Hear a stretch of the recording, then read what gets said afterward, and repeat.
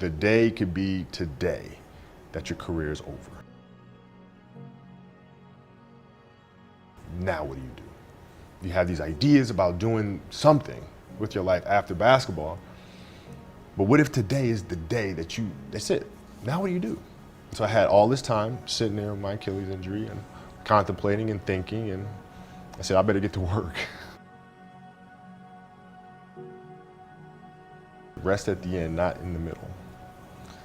And that's something I always live by.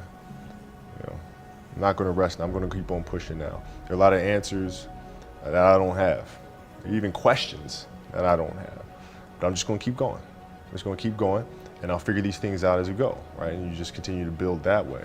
So I try to live by that all the time. It means you have different ways to get better. There's certain things that you can figure out that you can take advantage of, right? Certain weaknesses that were exposed that you need to shore up, right? So it was exciting. I mean, it sucks to lose. Right. But at the same time, there are answers there if you just look at them. Because you get the information from losing more than from winning, probably. Yeah. I mean, the answers are there when you win too. You just have to look at them. Yeah. Right. So it's a constant process. It's exciting when you win. It's exciting when you lose, because the process should be exactly the same, whether you win or you lose. As you go back and you look and you find things that you could have done better. You find things that you've done well that worked. You figure out how did they work, why did they work, how can you make them work again. Yeah. And but the hardest thing is to face that stuff. That's a really, really tough challenge. The mistakes that you've made in that game, you have to do the hard stuff and watch that game and study that game to not make those mistakes over and over again just because you weren't brave enough to face it. So she came down to the office. I brought her down to the office and we sat down, we watched that game together. Wow. Right? And you gotta deal with it. Face it. You gotta deal with it. Face it, learn from it. There's the gap.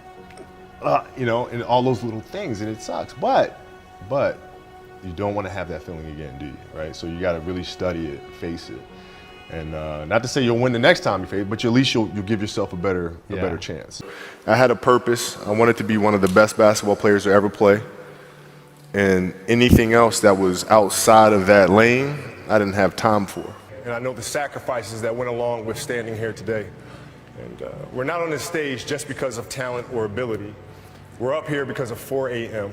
We're up here because of 2-a-days or 5-a-days. We're up here because we had a dream and let nothing stand in our way. If anything tried to bring us down, we used it to make us stronger. We were never satisfied, never finished, will never be retired. Rest at the end, not in the middle. And I took that to heart. I believe there's time for resting at the end, but for me, that time is not now.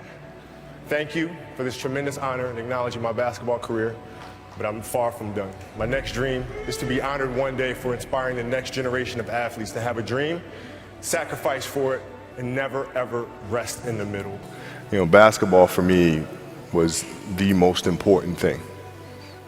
So everything I saw, whether it was TV shows, whether it was books I read, people I talked to, everything was done to try to learn how to become a better basketball player. Everything. And so when you have that point of view, then literally the world becomes your library to help you to become better at your craft. What I try to do is just try to be still and understand that things come and go, emotions come and go. The important thing is to accept them all, to embrace them all, and then you can choose to do with them what you want versus being controlled by emotion. A lot of times I've seen players, even myself, when I was younger, being consumed by a particular fear, and to the point where you're saying, okay, nah, it's not good to feel fear. I shouldn't be nervous in the situation right now. And it does nothing but grow versus stepping back and saying, yeah, I am nervous about the situation. Yeah, I am fearful about the situation. Well, what am I afraid of? And then you kind of unpack it. And then it gives you the ability to look at it for really what it is, which is nothing more than your imagination running its course, right? I mean, it's an obsessiveness that comes along with it. You want things to be as perfect as they can be, understanding that nothing is ever perfect. But the challenge is try to get them as perfect as they can be. And what can you do? It's in your control. So control what you can. I can watch film all day long. It's going to help me Get better. Yes. Yes. Okay, so if your job is to try to be the best basketball player you can be, right? To do that, you have to practice, you have to train, right? You want to train as much as you can, as often as you can. So if you get up at 10 in the morning, train at 11, right? 12, say 12, train at 12, train for 2 hours, 12 to 2. You have to let your body recover. So you eat, recover, whatever. You get back out, you train, start training again at 6. Train from 6 to 8, right? And now you go home, you shower, you eat dinner, you go to bed, you wake up, you do it again, right? Those are 2 sessions. Right? Now imagine you wake up at 3, you train at 4. You go 4 to 6, come home, breakfast, relax, blah, blah, blah. Now you're back at it again, 9 to 11, right? You relax, and now all of a sudden you're back at it again, 2 to 4, and now you're back at it again, 7 to 9. Look how much more training I have done by simply starting at 4, right? And so now you do that, and as the years go on, the separation that you have with your competitors and your peers just grows larger and larger and larger and larger and larger. And by year 5 or 6, doesn't matter what kind of work they do in the summer, they're never going to catch up because they're 5 years behind. Right? So it makes sense to get up and start your day early because you can get more work in. Right? And when I'd play to my weaknesses. I wouldn't play to my strengths. I play to my weaknesses. Because when you're playing summer basketball, there's so many games. So there's not a lot of skill work being done. So when are you going to get better? Right? When you're playing in competition situations, you're only playing to your strengths. Why? Because you want to win. Right? So what I would do, I was work on the things during those games that I was weak at.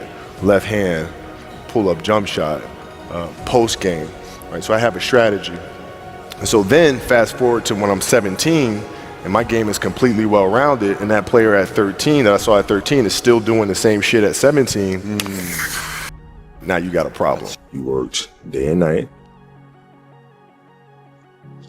every day, for years and years and years and years and years.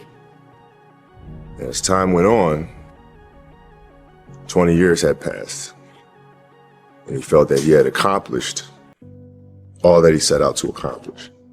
But what he come to realize is that the goal that he set out initially of becoming the greatest of all time was a very fickle one. And what he realized that the most important thing in life is how your career moves and touches those around you and how it carries forward to the next generation.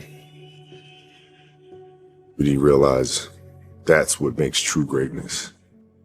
Well, the story would be about transformation of a kid looking inwardly to then growing up and understanding the importance and the power is looking outward. It's a great feeling to know that you set a goal for yourself and you were able to reach that goal and to not get that. If I had the power to turn back time, I would never use it.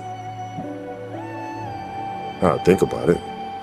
Because then every moment that you go through means absolutely nothing, because you can always go back and do it again. So it loses its flavor, it loses its beauty, and things are final, moments won't ever come again. To be able to have the power to go back and re-experience those things is... After watching that film, I come to understand if I could work that hard every day, with being blessed with the physical tools that I have, what would my career be? And I made a promise to myself from that day that I was going to work that hard every single day so that when I do retire, I have no regrets. And that was the most important thing for me, is to leave no stone unturned, get better every single day. And if I lived that way, then over time, I'd have something that was beautiful. But that was my philosophy. It seems like a pretty simple one, but if you live your life to just get better every single day, and do that for 20 years, what do you have? Stretch in 03, where Shaq was out with an injury. And Phil called me up to his office and said, okay, we need you to really turn on the afterburners and start scoring the ball if we have to win. So I did, and I wound up scoring, I think it was 9 straight games for 40-plus points. 9 straight? 9 straight games. And then Shaq comes back, second to last game of that. And then Phil calls me up to his office and says, Cole, okay, I need you to dial it back. I'm like, why? Like, we're winning. I don't understand. It's because our goal is to win a championship. And we can get through the Western Conference with you playing this way. But in the East, you know, we can dominate them inside with Shaq in the post. But if you continue to do this, we'll lose Shaq. We'll lose him. His motivation, his excitement. What triggers him, right? So I need you to pull back so we can pull Shaq forward for June. And I just looked at him like, this is a smart dude. Wow, that's yeah, really smart. Yeah, it's one smart dude, man. So I pulled it back. Here's why practice was important to me. Not from just the standpoint that I enjoyed playing. Like, I enjoyed being there. I enjoyed getting better. But as a leader of a team, it's also your responsibility to elevate the rest of the guys. And what people tend to get stuck on a lot is saying, okay, the way to make players better is to pass them the ball when they're open. That's a very trivial way to look at things. What you have to do is you have to get them emotionally to want to be better. You have to get them to an emotional space where they wake up every morning driven to be the best version of themselves, right? And how do you do that? And in practice, for me, it was a chance to drive them, to challenge them, right? And this is where you have to know your teammates, because if it's late, we just had a back-to-back and we had practice the next day and you show up and guys don't feel like going through the motions, don't feel like practicing. It's important to know each and every one of them individually, personally, because then you know what nerve to touch. Some guys, it's like, okay, come on, we can do this. That'll get them going. Other guys, no. You got to figure out what button to push. Powell was always Spain. If I tell them how they lost in a gold medal to us and how they're going to lose again, how I'm going to beat your ass in practice just like I beat you in a gold medal game, he'd hate that. He'd hate that. But that's what practice was. You have to drive them. You absolutely have to. And if practice is more intense and harder than a Game 7 will be, then a Game 7 will be easy. But if it's not, then that's when teams start folding and capitulating. Right. I mean, it's an obsessiveness that comes along with it. You want things to be as perfect as they can be, understanding that nothing is ever perfect. But the challenge is try to get them as perfect as they can be. Mm-hmm. And what can you do? It's in your control. So control what you can. Yeah. I can watch film all day long. It's going to help me get better. Yes. Right. And when I'd play to my weaknesses. I wouldn't play to my strengths. I played to my weaknesses. Because when you're playing summer basketball, there's so many games.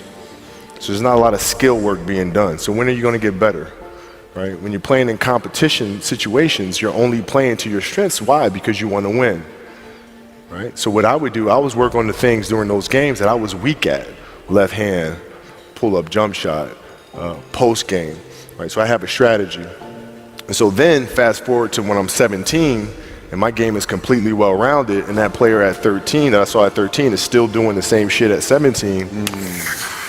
Now you got a problem. It's your job to be in shape. It's your job to be strong enough to perform at that level every single night. And as a competitor, I'm not ducking shit. Like, it's not, oh my God, my back hurts, I'm sore, we got to play Vince Carter and Toronto Raptors tonight.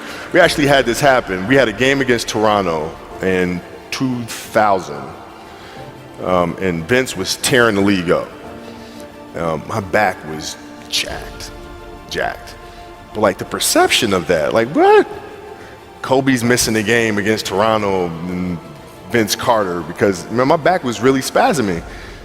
But people will be like, what? Oh, he's ducking Vince. Excuse me? No, I don't think so. So I would be in the layup line like, okay, there's a lot of days where you can rest and recover. Today ain't one of them. Your back can bother you any other day.